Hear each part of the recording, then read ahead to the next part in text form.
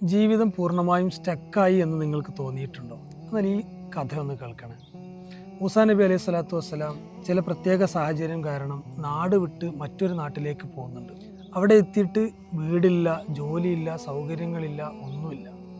എവിടേക്ക് പോകണമെന്ന് ഒരു നിശ്ചയമില്ലാതിരിക്കുന്ന സമയത്ത് അള്ളാഹുവിനോട് റബ്ബി ഇന്നി ലിമാ അൻസൽത ഇലയ്യ മിൻ ഖൈരിൻ ഫഖീർ എന്ന് പറയുന്നു. ഇതിൻ്റെ ഫലമായി മൂസാ നബി അലൈഹി സ്വലാത്തു വസ്സലാമിന് അള്ളാഹു തആല മുഴുവൻ സൗകര്യങ്ങളും നൽകുന്നുണ്ട്. തൊട്ടപ്പുറത്ത് വെള്ളത്തിന് കാത്തിരിക്കുന്ന 2 പെൺകുട്ടികളെ കാണുന്നു, അവർക്ക് സഹായം ചെയ്തു കൊടുക്കുന്നു.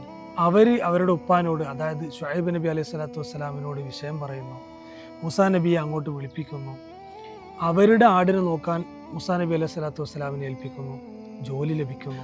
ആ വർഷം ഉണ്ടാകുന്ന പ്രസവിക്കപ്പെടുന്ന ആട്ടിൻകുട്ടികൾക്ക് പ്രത്യേക അടയാളം പറഞ്ഞു കൊടുക്കുന്നു. ആ അടയാളമുള്ള ആട്ടിൻകുട്ടിയൊക്കെ മൂസാ നബിക്ക് എടുക്കാമെന്ന് പറയുന്നു. അത്ഭുതമെന്ന് പറയട്ടെ, ആ വർഷത്തെ ആടുകളിൽ പലതും അതേ അടയാളമുള്ളതായിരുന്നു. മൂത്ത മകളെ വിവാഹം ചെയ്തു കൊടുക്കുന്നു. നിങ്ങൾ ആലോചിച്ച് നോക്കൂ, എല്ലാം വീടായി, കുടുംബമായി, ജോലിയായി, വരുമാനമായി, എല്ലാം അല്ലാഹു തആല മൂസാ നബി അലൈഹി സ്വലാത്തു വസ്സലാമിന് ഔദാര്യമായി നൽകുന്ന സംഭവം ചരിത്രത്തിൽ കാണാം. നമുക്ക് എവിടെയെങ്കിലും ഇങ്ങനെ പ്രയാസം തോന്നുന്നുണ്ടെങ്കിൽ റബ്ബി ഇന്നി ലിമാ അൻസൽത ഇലയ്യ മിൻ ഖൈരിൻ ഫഖീർ എന്ന് എത്ര ചൊല്ലാൻ പറ്റുമോ അത്രയും ചൊല്ലിയാൽ നമ്മൾ അറിയാത്ത വഴിയിലൂടെ അള്ളാഹു നമുക്ക് പരിഹാരം നൽകും എന്നത് ഉറപ്പാണ്. പ്രിയപ്പെട്ടവരെ, ഇങ്ങനെയുള്ള കുറേ ദിക്റുകളെ കുറിച്ച് നമ്മൾ കേൾക്കുന്നുണ്ടാകും.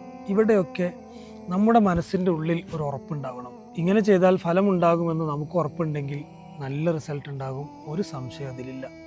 സംശയത്തോടു കൂടിയാണോ എങ്കിൽ അതൊരിക്കലും വിജയിക്കാനും പോകുന്നില്ല.